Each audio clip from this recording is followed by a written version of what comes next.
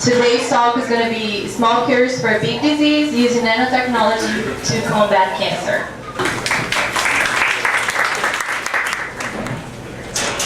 Nanotechnology, in my opinion, is one of those magic bullets that we've been looking for in our fight against cancer. It's a very versatile, powerful tool that we are just beginning to learn to use. How many people have either themselves had cancer or know someone who's had cancer? Everyone.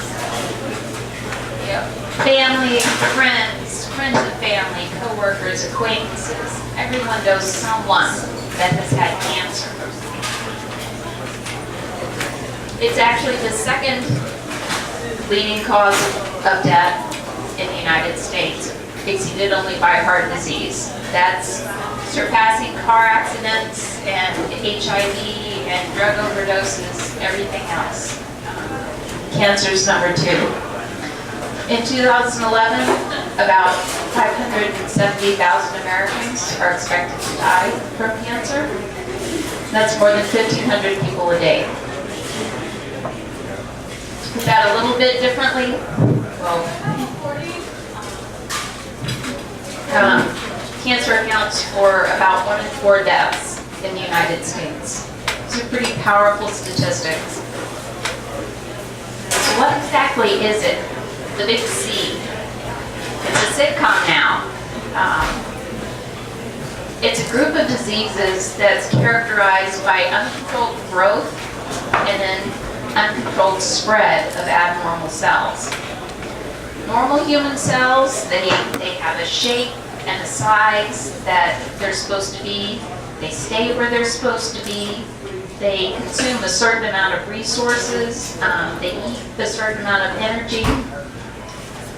But then you have these cancer cells that just want to take over. They have abnormal shapes and sizes.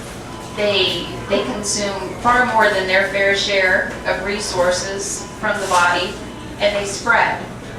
You see tumors form when they don't have the proper contact inhibition, and they'll spread to different parts of the body. So you may have a tumor start in your thumb, and before you know it, you have a tumor in your big toe.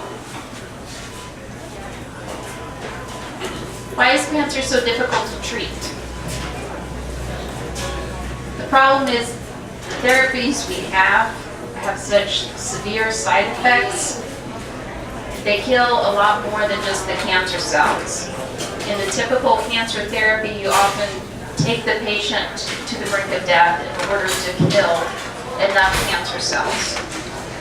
And it affects the entire body. So you see a typical treatment, people have hair loss, they have severe vomiting and diarrhea, severely debilitating side effects. But with nanomedicine, you can have a much more directed, targeted therapy so that the medication goes where it's needed to kill cancer and it doesn't go anywhere else in the body. What's nano? Talked about nanomedicine and nanotechnology being so great. What is it? It refers to a nanometer, and it's a measure of length. Just take a step back. Now what's a yard? Okay. Give or take? What's a foot?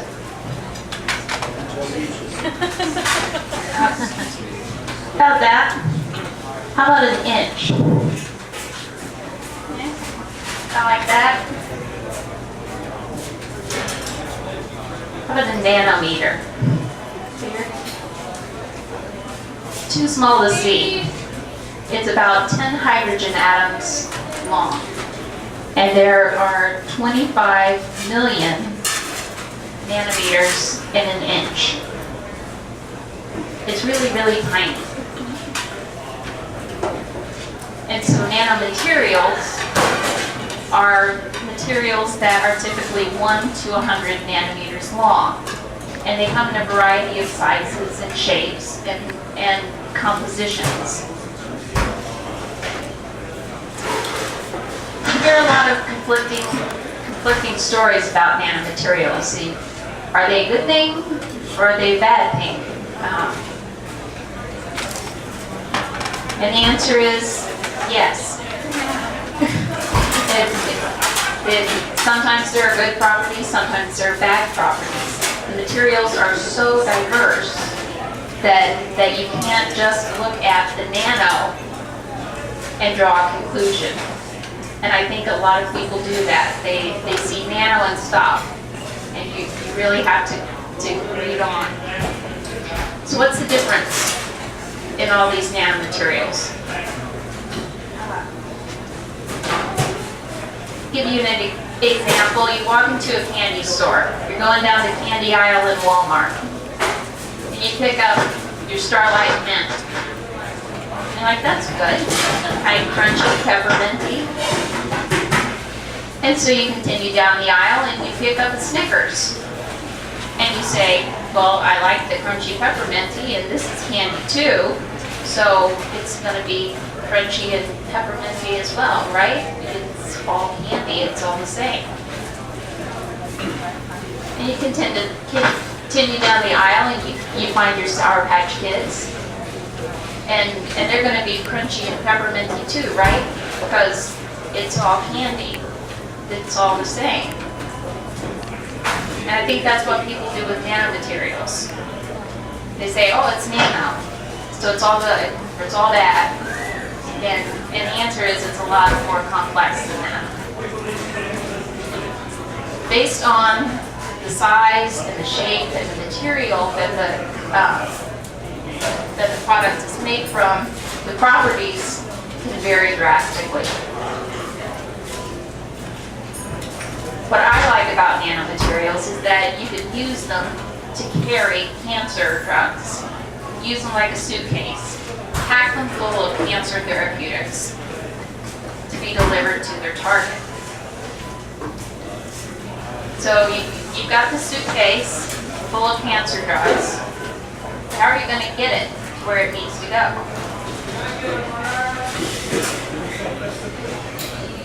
The trick is you want to find a molecule that binds very tightly and very specifically to your cancer of interest. That's great. How do you do that? Imagine you're playing the lottery and you really want to win the lottery. What do? You are set on winning the lottery. What are you going to do? You got it. Buy every ticket. One of those tickets is going to be a winner. And that's exactly what my lab does. We find molecules that bind specifically to targets of interest. And we do that through a selection process. So for example, if we want something that binds to cancer, we get billions and billions of different molecules. And then we say, okay, bind. A few of them bind, but most of them don't bind, and we get rid of them. And then as a check, you remember me talking about the side effects. We want this molecule to bind to cancer cells, but we do not want it to bind to normal cells. So we want it to bind to the cancer in your thumb, but we don't want it to bind to your heart or your stomach. So we do negative targets. And if they bind those negative targets, we get rid of them as well. Through this process, we isolate molecules that bind our target that we want, and they don't bind normal cells. So we start with every possible lottery ticket, and through this selection process, we isolate are one molecule that very specifically finds our target. Now we're set. You have a targeted cancer therapy with fewer side effects. Using your nanomaterial, pack it full of cancer therapeutics, and you attach one of these targeting molecules. So you take your drug of choice and you say, okay, this only binds to this lung cancer. You administer it, and the drug only goes to my thumb. It doesn't go anywhere else. And through that targeted therapy, we should have much higher success rates in cancer treatment. And you can see this now with the drugs that are coming out on the market. Increasingly, nanopharmaceuticals are being FDA approved and introduced for treatment. Take you back to the beginning. I really think nanomaterials, nanotechnology are the magic bullet we've been looking for. By combining them with our drug technology and our targeting technology, that combination can make a really powerful impact in the fight against cancer. I'd like to acknowledge my graduate student, Mr. Ryan Williams, as well as other members of my lab. I'd like to thank Science on Tap for inviting me, and I'd like to thank NanoSafe and the NSF for my funding. And I'd be happy to answer any questions.